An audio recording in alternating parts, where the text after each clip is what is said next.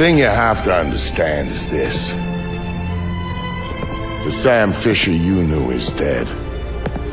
America killed him, asked him to make one sacrifice too many, cross one line too far.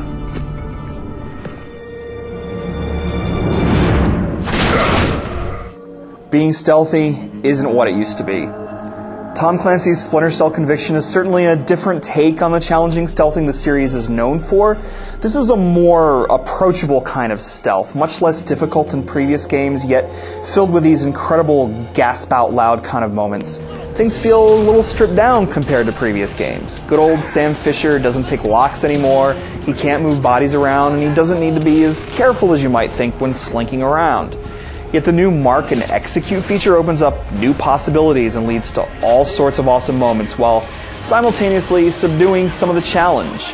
Yet while certain facets of the game don't feel as complete as you'd expect, Splinter Cell Conviction still is legitimately great thanks to incredible storytelling and awesome co-op modes.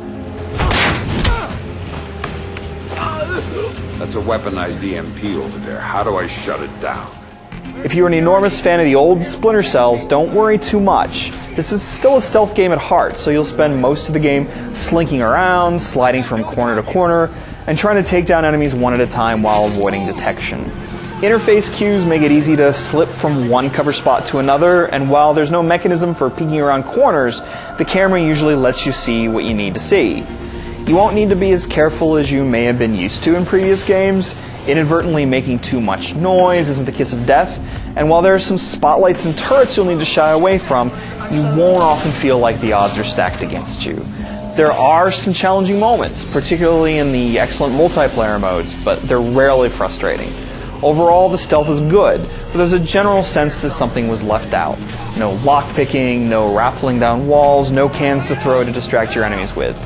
You do get a selection of guns and gadgets, but this is definitely a slimmer stealth experience. Got a situation here! Sweep the air! The new Mark and Execute feature helps make up for some of these deficiencies, though.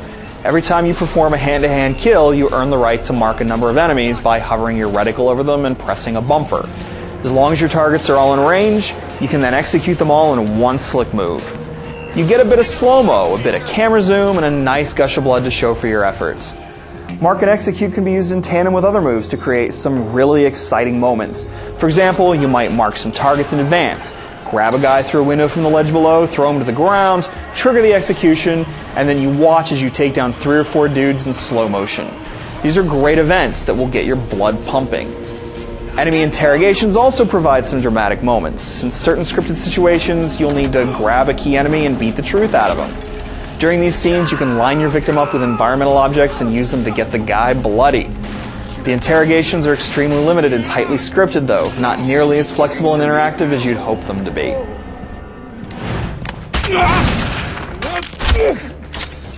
No more playing around. Who sent you? You!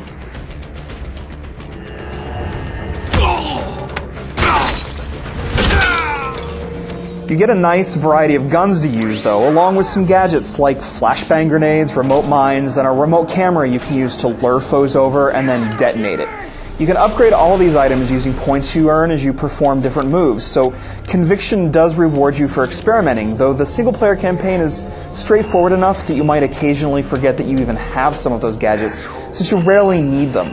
Luckily, some areas do give you some flexibility to handle things in different ways, whether you prefer to jump out a window and sneak up on your enemies from the other side, or shooting an explosive barrel next to them as they wander past.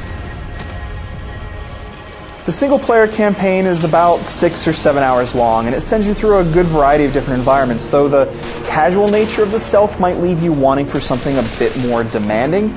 Fortunately, the multiplayer does have what you're looking for.